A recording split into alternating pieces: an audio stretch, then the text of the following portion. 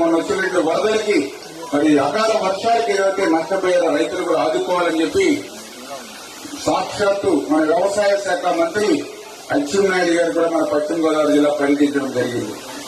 అచ్చెన్నాయుడు గారితో పాటుగా ఈ ప్రకృతి విపత్తుల శాఖ కూడా హోంశాఖ ఏదైతే నిర్వహిస్తున్నారో వంగలపూడి అనిత గారు కూడా మన పశ్చిమ గోదావరి జిల్లా రావడం జరిగింది. అంటే ఒక్క వర్షం వస్తే ఎక్కడో అమరావతిలో ప్యాలెస్లో పడుకోవాలా, గత ముఖ్యమంత్రి మాదిరిగా ప్యాలెస్గా నిద్ర పోవాలా. వరద వస్తుందంటే వరద కంటే ముందుగానే ఇవాళ మంత్రులు మేము పోలవరం పోతే నిర్వాసితులు చెప్తూ ఉన్నారు. గతంలో మాకు కుక్కలు మంచినీళ్ళు ఇచ్చినటువంటి పరిస్థితి 5 సంవత్సరాల్లో చూడలేదు. గతంలో ఒక్క మంత్రి కూడా మా 5 సంవత్సరాల్లో మా పోలవరం నిర్వాసుల దగ్గరికి వచ్చి మాట్లాడింది లేదు.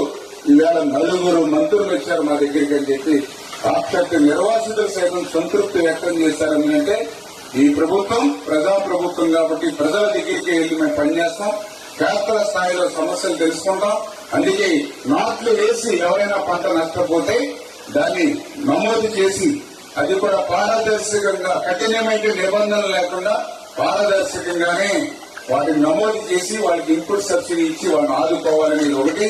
రెండవది ఏదైతే విత్తనాలు ఆకుమడికి సంబంధించి వేసి ఆకుమడి మునిగిపోయి ఏదైతే నష్టపోయారో వాళ్ళకు కూడా 80% సబ్సిడీతో, అంటే దగ్గర 900 రూపాయలు పైబడి ఉండేటువంటి విత్తనం ప్యాకెట్ ని 200 రూపాయల 220 రూపాయలకి, అంటే కేవలం 20% మాత్రం మీరు చెల్లిస్తే 200 రూపాయలు చెల్లిస్తే మీకు 30 కేజీల ప్యాకెట్ మీకు అందించడం జరుగుతుంది. ఇదిగా చెప్తూ ఉన్నా, ఎంతమంది రైతులు నష్టపోతే ప్రతి ఒక్కరికి కూడా మీకు విత్తనాలు సరఫరా చేస్తాం. ఏదైనా ఎక్కడైనా ఇబ్బంది ఉంటే మాతో సంప్రదించండి.